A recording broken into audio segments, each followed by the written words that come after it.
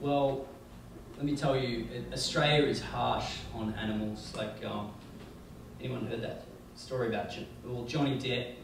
Didn't he try to bring in puppy on a private jet? Didn't declare it to quarantine. Got in a big court battle. But yeah, so if you are bringing your animal to Australia, they have to sit in quarantine for quite some time. So just make sure you think about that. But we wanted to play a song.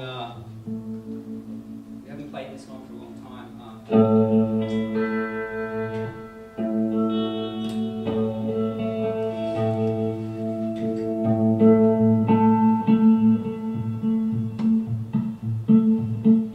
This is a story about a Staffordshire Bull Terrier. We'll say it's an American Staffy, almost. She was a beautiful brown, silky thing. Everybody around town loved her. Her name was Roxanne. And then over in the left corner, we had a little guy named, sorry, I don't even follow boxing. I'm not sure why I thought I was in a boxing ring. We have little Raffy, and he's a scruffy little mixture of a Maltese Terrier, poodles. He's got silky in him. He's got everything. He's sort of mainly got a mixture of other dogs' feces that he rolls in on his daily walks. And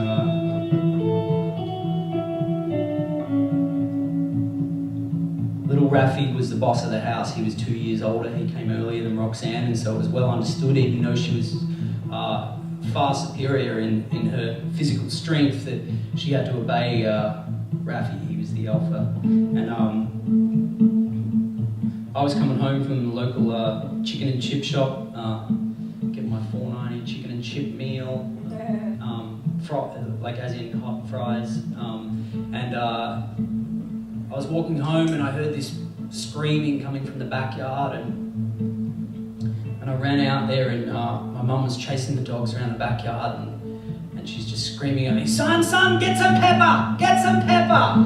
And I'm still thinking about my overseas and fries. They've got like everything on them, and she's like, no, get a pepper grinder. And I said, well, what are we doing here? And it was Roxanne, the Staffordshire Bull Terrier. She got Raffy in a lockjaw, got him right in the neck, and was swinging him around in circles in the backyard, and there's like blood flying everywhere, and we thought we were going to lose him, and we couldn't get her off him. But she read somewhere that if you put pepper on the dog's nose or something, it can like make them sneeze or something, open the lockjaw. And so anyway, so I'm rifling through the cupboards looking for pepper, and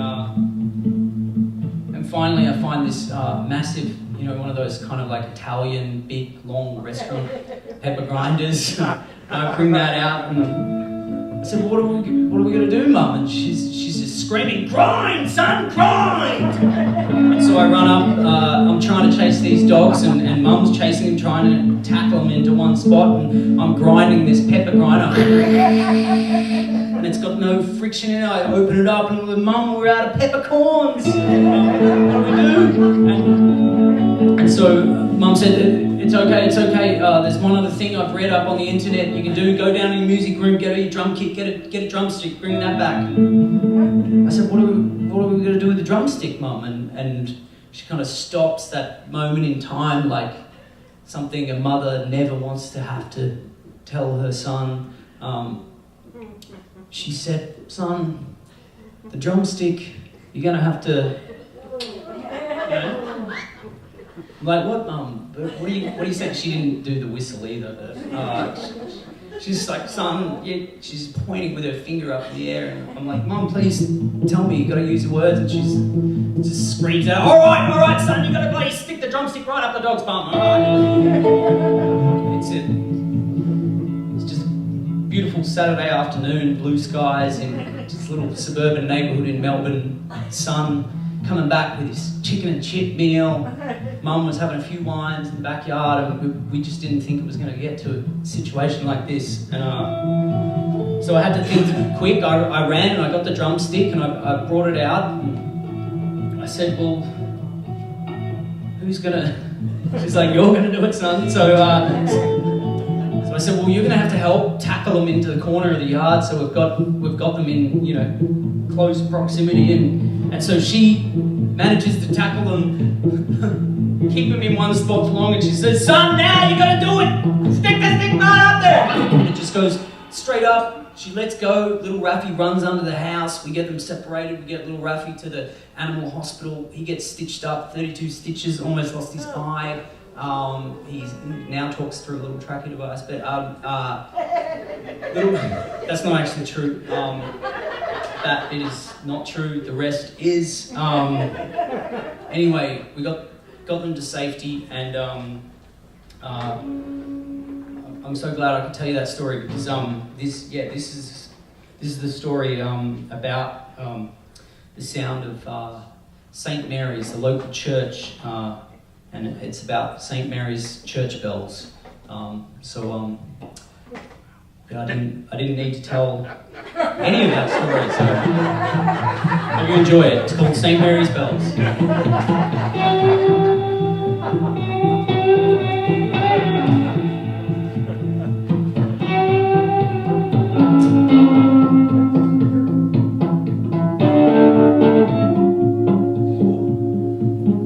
Some Australian chord there.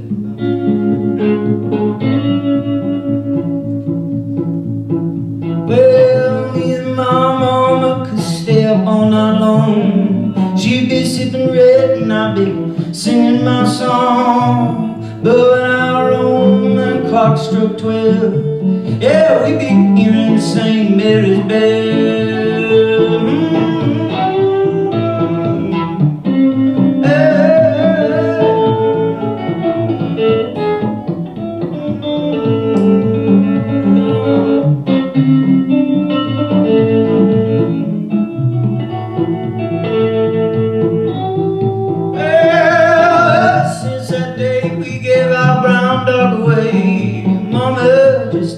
The same, but we sent her to a good home as far as we could tell, and when we think of her we hear those bells.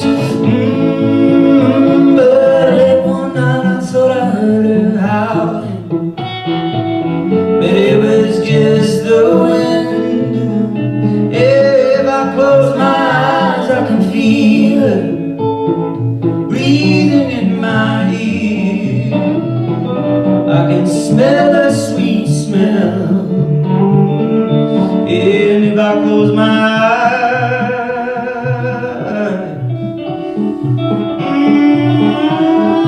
I can hear those bells.